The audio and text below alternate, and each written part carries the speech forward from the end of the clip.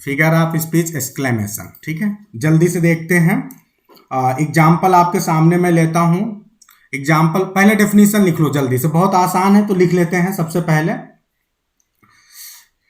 The exclamation is, सीधे the exclamation is an abrupt, sorry abrupt होता है, देखिए ये अक्सर लोग गड़बड़ी करते हैं। एबरप्ट, एबरप्ट मतलब होता है सडन। एबरप्ट इम्फेसिस,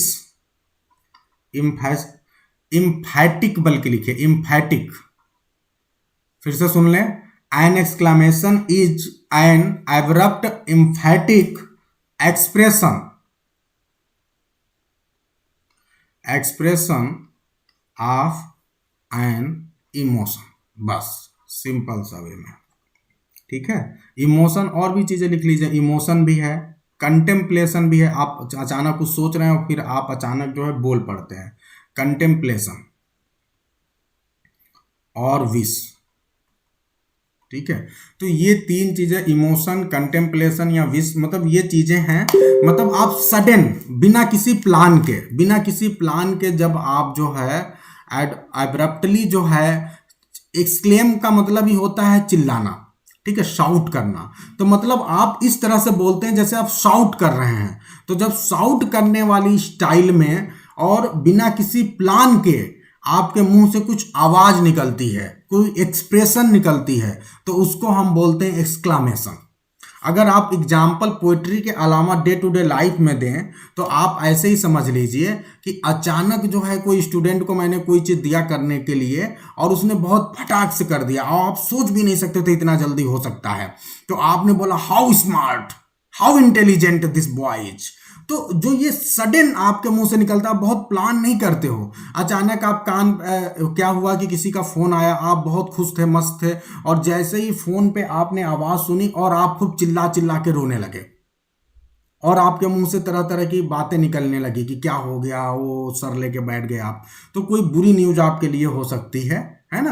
अचानक आप फोन पे आया, किसी का फोन आया, कॉल आया, चाहे आपने ईमेल चेक किया और खूब आप कूदने लगे बहुत तेजी से, हुर्रा, और पता नहीं कैसे कैसे अजीब अजीब सी चीजें आप करने लगे, यानी ये खुशी के इमोशंस हो सकते हैं। तो एक्सक्लामेशन क्या है, that it is just an emotion, ठीक है, और and it is sudden emotion. कोई सिचुएशन किसी भी प्रकार के विचार पे, विश पे हो सकता है ये, ठीक है। और इसको जो है पोएट में, जब पोएट्री में आता है तो पोएट्री में इसको देखने लायक होता है इसका यूज।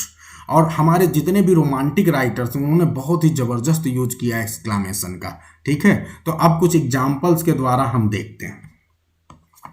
ये है तो बहुत इजी, लेकिन जो इनके एग्जाम्पल्स हैं ये हमारे बहुत फेमस राइटर्स हैं, इसलिए मैंने सोचा कि इनके एग्जाम्पल्स हमको जरूर जानने चाहिए। इसलिए मैं ज़्यादा समय न लेके सीधे एग्जाम्पल्स पे आता हूँ।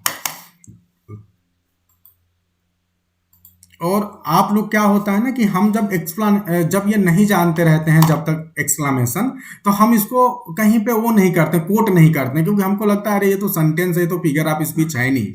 लेकिन ये भी एक फिगर ऑफ स्पीच है, और जब आएगा तो आपको इसे कोट करके आप बोल सकते हो, यस दिस इज एक्सक्लामेशन। अब मैं एक बहुत ही फेमस लाइन बता रहा हूं और मैं देखता हूं आप में से कौन मुझे बता सकता है, ठीक है। What a piece of work is a man. What a piece of work is a man. Mark of exclamation. How noble in reason. How noble in reason. How infinite. How infinite in faculty. Inform and moving. बस इतना ही, बहुत लंबा है, बहुत अच्छा है, मतलब सिर्फ इतने से आप एकदम बता सकते हैं मुझे। ये है तो example, what a piece of work is a man. बहुत आश्चर्यचकित होकर कैरेक्टर हमारा हैमलेट में बोल रहा है। आप बताइए सब, मैंने तो पहले ही बता दिया हैमलेट, तो चलो ठीक है, कोई बात नहीं, ये हैमलेट का है, ठीक है। तो इसे आप लोग एकदम, ये बहुत ही फेमस एग्जाम्पल है। अब आपका अगला काम यह है कि अब आप एक्ट और सीन पता करके ग्रुप में आपको स्क्रीनशॉट भेजनी है, अपने आप को इन्वॉल्व करना है। ठीक है, अभी आप ये जानिए कि ये हैमलेट का है। ठीक है, तो ये देख रहे हैं एक्सक्लामेशन का बहुत बढ़िया एग्जाम्पल है और अक्सर लोग इसको बोलते हैं, ये इतना पॉपुलर है। फिर एक दूसरा एग्जाम्पल लेते हैं, नोट कर लिया होगा आपने ना, आगे बढ़ रहा हूं मैं, आप बोल दिया करिए कि आपने काम किया कि नहीं किया। चलिए आगे बढ़ता हूं। O for a draught of vintage, ये कोई बता सकता है किस पोएम का हो सकता है? फास्ट, बहुत ही फेमस पोएम है किसी रोमांटिक राइटर का। O for a draught of vintage, बोलिए। वर्ड्सवर्थ का क्या करे? का होगा सर। सोच लीजिए। अच्छा मैं इसके बाद की लाइन बता रहा हूं, शायद यहां से आप समझ लें। That hath been cooled a long age in deep delved earth। ठीक है, ये क्या है विंटेज?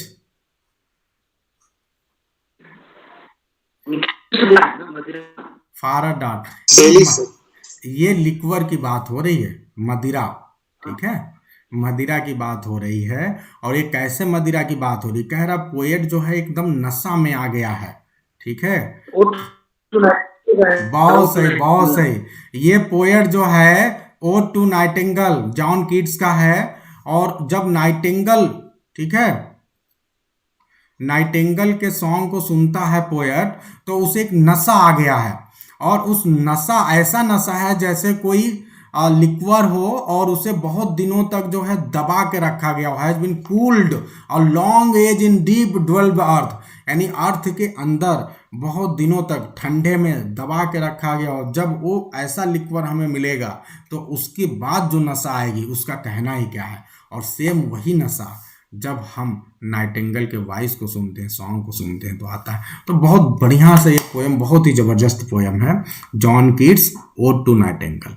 ठीक है, इसमें एक और लास्ट में लाइन है, ये भी आपका एक्सक्लामेशन का बहुत अच्छा एग्जाम्पल है। O for a beaker full of the warm south. ठीक है, तो ये जॉन कीट्स की लाइन है और ये सब एक्सक्लामेशन के एग्जांपल्स हैं। Have you all noted? Line repeat कर दीजिए सर।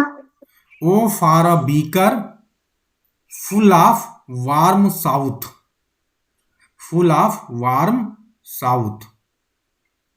ये एक्चुअली पोएट जो है एक ऐसे कप, आप बीकर के मतलब कप हो गया, और ये वाइन की ही बात कर रहा है यहाँ पर भी। और कहाँ के वाइन की बात कर रहा है? साउथ में जो वाइन है ना, वो बहुत ही अच्छी क्वालिटी की वाइन आती है। तो ये उस वाइन के लिए डिजायर व्यक्त कर रहा है। तो ये बहुत बढ़िया पोयम है और ये लाइंस ही बहुत पॉपुलर थी, तो इसलिए मैंने आपको ये नोट करवा दिया। तो हैव यू ऑल नोटेड? आगे बढ़ते हैं। और ये तो आप तुरंत बताएंगे आप सब लोग, क्योंकि ये पोयम पर्सनली मुझे बहुत प्यारी पोयम लगती है। और आप ये समझो, कभी भी आप इंटरव्यू के लिए जाइए और आपसे कहे कि एक पोयम जो है आपको प्रेजेंट करना है, तो मुझे लगता है कि ये पोयम सबसे बेस्ट पोयम रहेगी प्रेजेंट करने के लिए। और अब तक मैंने असिस्टेंट प्रोफेसर कई एग्जाम में लोगों को ये पोयम प्रेजेंट करते हुए देखा है। O for the touch of a vanished hand, O for the but oh for the touch of a vanished hand and सोच लीजिए अभी, and the sound of a voice that is still।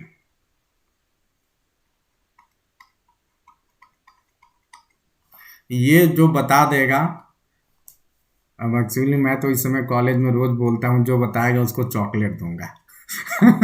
वो यहाँ chocolate वाला fit नहीं हो पाएगा क्योंकि आप लोग बहुत दूर हैं। चॉकलेट का एक कॉपी भेज दूंगा, फोटो वोटो आप लोग को, देखते हैं कौन बता रहा है। But O for the touch of vanished hand and the sound of a voice that is still. तो ये ध्यान रखना, बहुत ही फेमस पोएम है, break break break. Break break break. आप चाहे टीजीटी की तैयारी करें, पीजीटी की, चाहे जिस चीज़ की दुनिया में तैयारी करें, लेकिन ये पोएम आपको जरूर पढ़नी चाहिए, ठीक है। और ये पोएम किसने लिखा है? अल्फ्रेड लॉर्ड टेनिसन ने, ठीक है। इस पोएम की, ये पोएम है क्या आप सभी जानते होंगे, क्योंकि इसलिए कि ये अपने जॉनर का बहुत बड़ा एग्जाम्पल है। ये पोएम है क्या जी? ये किस प्रकार की पोइट्री है? ये है एलिजी। ये क्या है? एलिजी। एलिजी का ये बहुत बड़ा एग्जाम्पल है, ध्यान रखना आप, ठीक है। और इसकी लाइन जो है ना, यही बहुत अपने आप में बड़ी बात है। ब्रेक ब्रेक ब्रेक, ये इमोशन को दिखा रहा है कि किस तरह से पोएट का हृदय टूटा हुआ है, ठीक है। और इतना ज़्यादा टूटा हुआ है कि एक ब्रेक में काम नहीं चल सकता, 3 बार ब्रेक बोल रहा है पोएट, समझ रहे हैं। यानी हृदय बहुत ज़्यादा उसका दुखी है, ठीक है। और इस ब्रेकिंग को कनेक्ट किया गया है, जो समुद्र की लहरें आ रही हैं और जो किनारे पे चट्टानें हैं, उन चट्टानों से बार बार वो टकरा रही हैं, और लहरें इतनी तेजी से आ रही हैं कि जब वो चट्टानों से टकरा रही हैं तो चट्टानों में थोड़ी सी टूट फूट हो रही है। तो जो चट्टानों की टूट फूट है, उन टूट फूट को पोएट ने अपने हृदय के टूट फूट से जोड़ा है। और उसका, पोएट का हृदय क्यों टूटा हुआ है? Can anyone tell? एलिजी हमेशा किसी के मृत्यु पे लिखी जाती है, किसी दुखद कंडीशन पे लिखी जाती है। तो बता सकते हैं ब्रेक ब्रेक ब्रेक जो एलिजी है, ये किसके मृत्यु पे टेनिसन ने लिखी है? और इतनी देर तक साइलेंस नहीं चाहिए। बोलिए। आर्थर हालम। हाँ बिल्कुल, Arthur Henry हालम, AH हालम, Arthur Henry हालम। और ये कौन थे?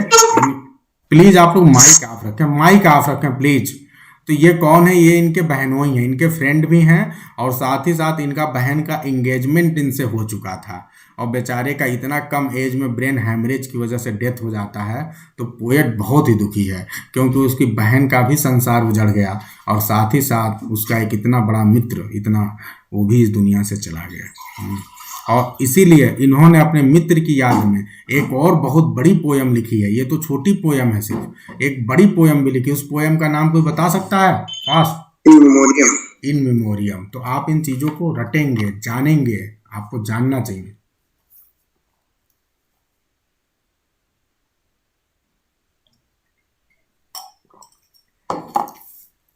आगे बढ़े। Yes sir. बहुत ही फेमस लाइंस दिखा रहा हूं, ठीक है। ओके, एक और लाइन लिख रहा हूं। ये लाइन आप लोग, कुछ चीजें नहीं बताऊंगा, कुछ आपका काम है, इजी है इसलिए ज्यादा नहीं करूंगा। जल्दी से इस फिगर आप स्पीच को खत्म करके आगे बढ़ते हैं। बस मैं सेंटेंस लिख दे रहा हूं ताकि आप उसे नोट कर लो, और फिर ये काम है आपका कि आप इसमें थोड़ा और आगे सर्च करो और इससे अपने आप को जोड़ो। O sweet the moon light, O sweet the moon light sleeps upon the bank, mark of exclamation, how sweet the moonlight sleeps upon this bank। ये मैं नहीं बताऊंगा, मैं सिर्फ इतना बता दे रहा हूं कि ये शेक्सपियर का है। मैं आपको ये नहीं बता रहा हूं कि ये शेक्सपियर के किस प्ले का है। तो आपको 2 काम करना है, शेक्सपियर का प्ले किस एक्ट किस सीन में आया है ये आपको बताना है, किसके द्वारा बोला गया, आपको शेयर करना है। नेक्स्ट मैं एग्जाम्पल दे रहा हूं, और ये लाइन तुरंत आप लोग बताएंगे क्योंकि ये आपके टीजीटी का सिलेबस है और बहुत ही इंपॉर्टेंट पोयम भी है। Great God, mark of exclamation, I would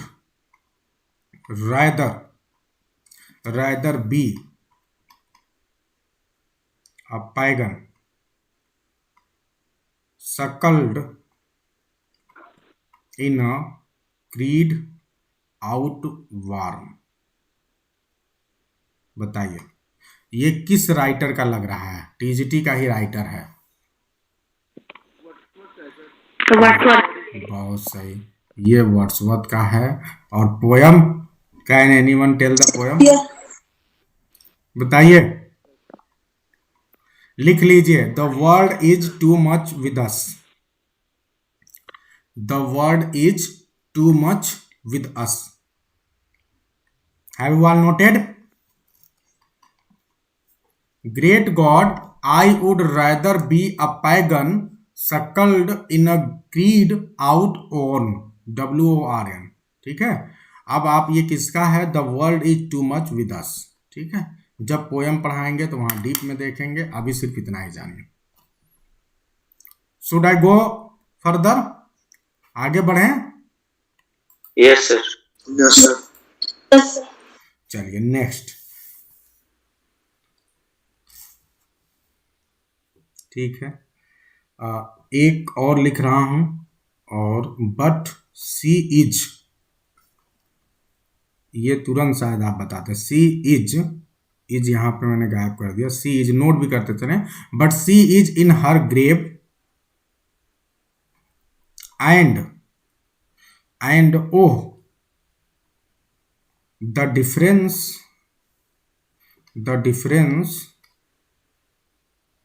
to me. बताइए, ये शायद आप बता दें सब। ये कौन पोएट है? But she is in her grave and oh the difference to me. Lucy poem है। बहुत अच्छा, लूसी पोयम है, ये बात एकदम सही है। पोयम का नाम बताइए। Education of nature. ये वर्ड्सवर्थ का है और पोयम का नाम है she dwelt among the untrodden ways. She dwelt, Lucy Gray, Lucy she dwelt, Lucy poem है। बिल्कुल बिल्कुल, पोयम का नाम पूरा लिख लीजिए। She dwelt among the untrodden ways. Untrodden ways, ये लास्ट की है जब लूसी की डेथ हो जाती है। बहुत सही, बहुत अच्छा समझ रही हैं आप। बिल्कुल, पोएट बहुत दुखी है कि जो उसकी फेवरेट गर्ल है, जिसको इतना पसंद कर रहा था, अब तो वो अपने ग्रेव में है, यानी उसकी डेथ हो गई है। और डिफरेंस किसको हो रहा है? किसको दिक्कत होगी? किसके जीवन में अंतर आएगा? ये किसी और को नहीं, मुझे ही आएगा, है ना? क्योंकि बिकॉज पोएट उस लड़की से बहुत ज़्यादा इमोशनली अटैच हो चुका था नेचर से। ठीक है, तो ये आपका she dwelt among the untrodden ways. ठीक है, तो बिल्कुल याद रखिए ये सब। और बिल्कुल निश्चित रूप से आपको एक ये लिखना है और ये आपको खुद काम करना है। ये ग्रुप में आप लोग भेजेंगे, मैं इसमें कुछ भी नहीं बताऊंगा। ओ व्हाट अ फॉल, मैं चाहता हूँ एग्जाम्पल तो आप लेते ही रहिए, इसलिए मैं बार बार आपको प्रेशर देता हूं कि आप बाद में काम कर लीजिएगा। O what a fall was there, O what a fall was there, comma my countryman. ठीक है, अब आपको ये पता करना रहेगा कि ये किस वर्क का है, कौन सा कैरेक्टर है, किस सीन का। अब आपको एक बात बताइए, आप लोग, आपने जितने एग्जाम्पल्स देखे, इन एग्जाम्पल से आपको क्या समझ में आया? इन एग्जाम्पल से ये समझ में आया कि जितने भी एग्जाम्पल से आपने सब में देखा कि एक वर्ड आ रहा है ओ करके आ रहा है, कहीं पे हाउ करके आ रहा है ना, कहीं पे वाट करके आ रहा है। ठीक है, तो ये कुछ एग्जाम्पल्स, ओ, वाउ, ठीक है, हाउ, वाट। ठीक है, तो ये जब पोइट्री में बात आएगी तो इस तरह के एग्जाम्पल्स खूब जम के आएंगे। ठीक है, और इन सब में जब ओ आता है तो ओ का मतलब ध्यान रखना कि ओ का मतलब विश की बात हो रही है। ठीक है, जब भी कोई बोले ओ, तो जब पोएट ओ बोलता है तो ओ का मतलब ये चीज उसकी इच्छा है, ये उसका विश है। ठीक है, तो ये ध्यान रखना। तो ये बात है इसकी सबसे बड़ी विशेषता। ठीक है, और इस तरह से आप जो है देख रहे हैं कि एक्सक्लामेशन के ढेर सारे एग्जाम्पल हमने देखा। ठीक है, तो एक्सक्लामेशन अब यहीं पे हम एंड करते हैं और हम चलते हैं एक दूसरे फिगर ऑफ स्पीच पे, जो कि और हमारे एग्जाम के लिए इम्पोर्टेंट है। ठीक है, तो ये दोनों फिगर ऑफ स्पीच आप लोग को एकदम क्लियर हो गया होगा। अब अगला फिगर ऑफ स्पीच अपने कॉपी में हेडिंग डालें आप सब। Figures based on construction.